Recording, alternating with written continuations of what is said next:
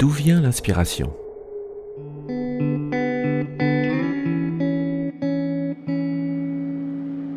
De la lumière du phare ? Des vagues ?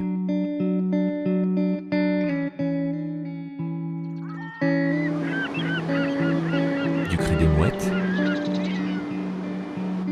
Qui connaît ce secret ? Ceux qui savent fusionner une plante et une bague.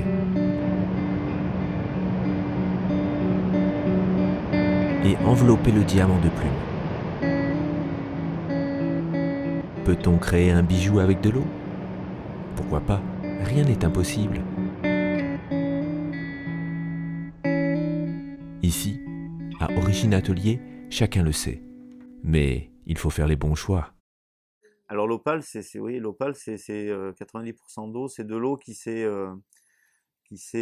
a stagné pendant des millénaires, c'est-à-dire qui est restée à la même place, bloquée par ou du bois ou des pierres, et qui s'est cristallisée.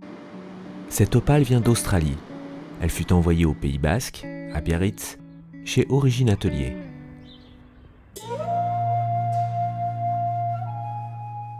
On peut faire une bague incroyable avec une pierre comme ça. On a l'impression d'un rocher qui sort de l'océan, très verte, avec des palmiers. Donc en fait, elle est très inspirante de par sa forme et de par sa couleur.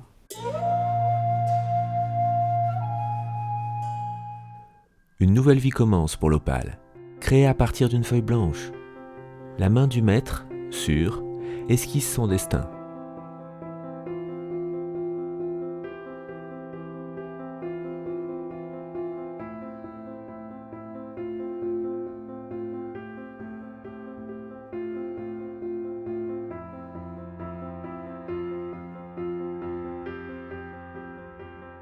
Des centaines d'heures vont passer pour aboutir au fruit de l'imagination de Florent.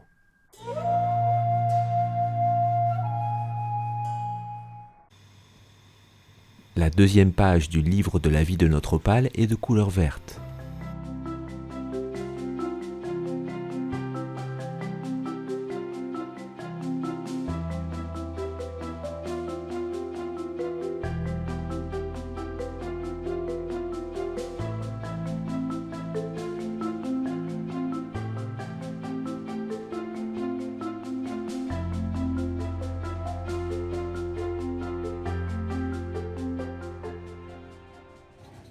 Par le travail de la cire, Florent dévoile petit à petit sa future création.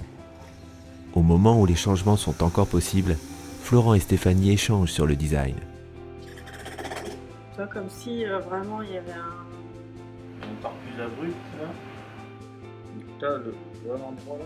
Celui-là là. Ouais. Grâce au prototype en cire, le moule est fabriqué. Et elles viennent se coller et ça prend l'empreinte du bijou. Et c'est le même procédé que les sculptures en bronze, mais en plus petit quoi.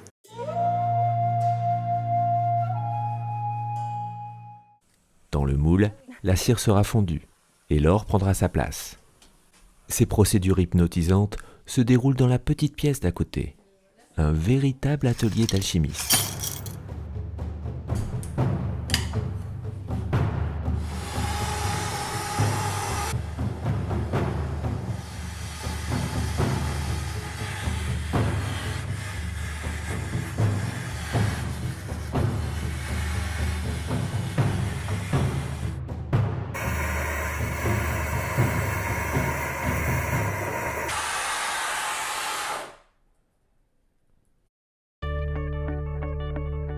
La bague est maintenant faite de métal précieux.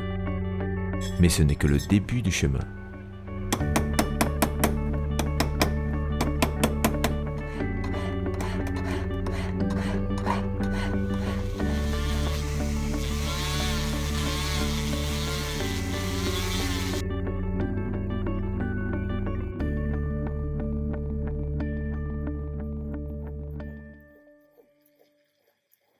Le joaillier, qui est capable de travailler toute la journée sur la même bague, ne manque pas de patience.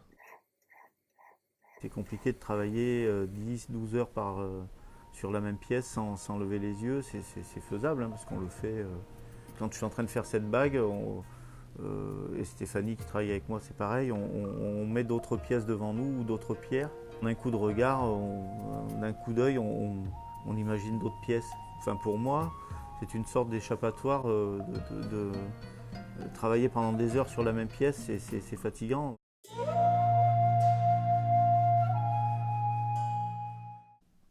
Les pierres entrent en jeu. La taille, la forme, la couleur, tout est pris en compte lors de la sélection.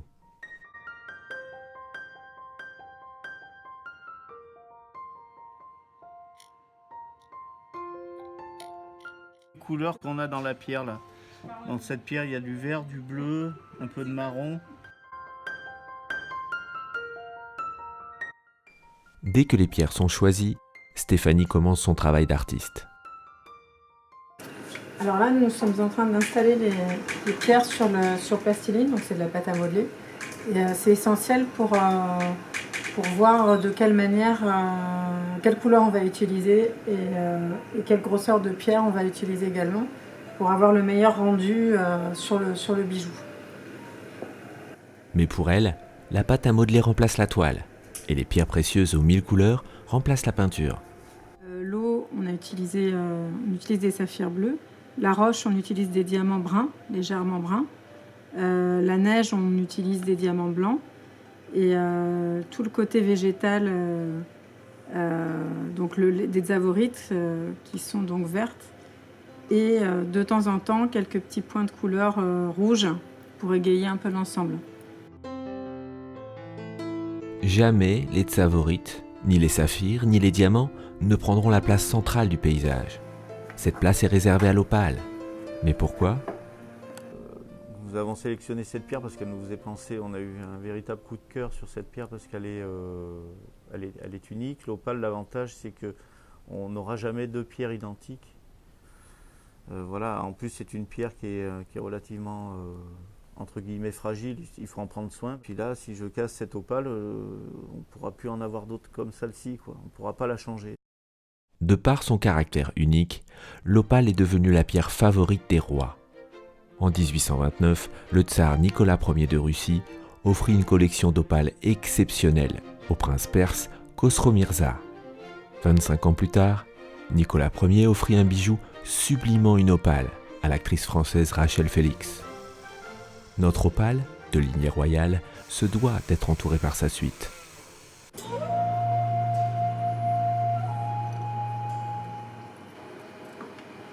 Florent réalise les perçages conformément à la composition de Stéphanie.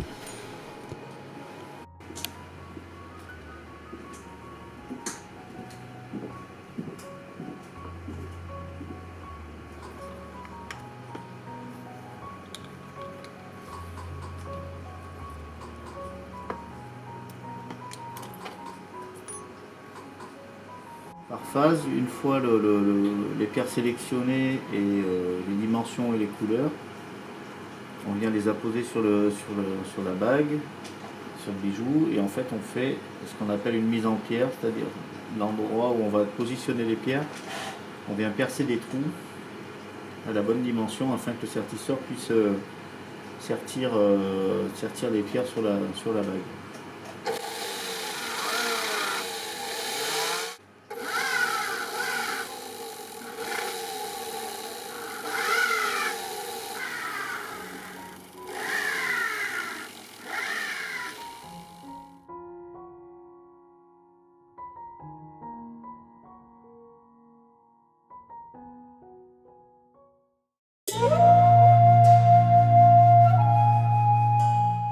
Je m'appelle David, je suis sertisseur en joaillerie et ça fait 14 ans que je travaille avec Florent et Stéphanie chez Origine Atelier. Le joaillier fabrique d'abord le bijou et ensuite on me donne le bijou presque fini. Quand parfois une pierre a beaucoup de valeur, il faut faire très attention, surtout si elle est fragile, il ne faut pas la casser. Et parfois c'est un petit peu stressant. J'ai de la chance, j'ai réussi à ne pas stresser, ça va. La bague devient maintenant ce que Florent avait imaginé au début du processus sur son dessin. Enfin, je vais faire une autre mise en ciment.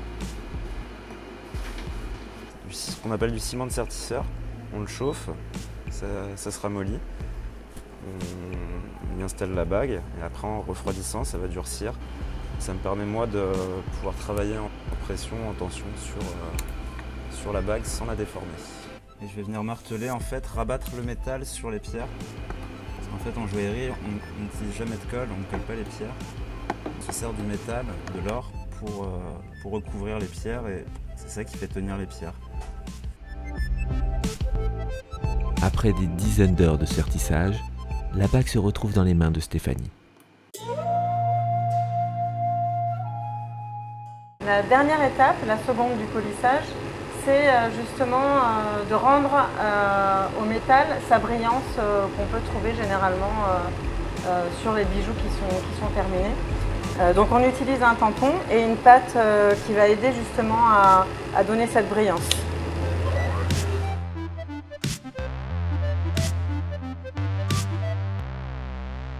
Voilà, après 200 heures de travail de toute l'équipe, la bague est enfin prête.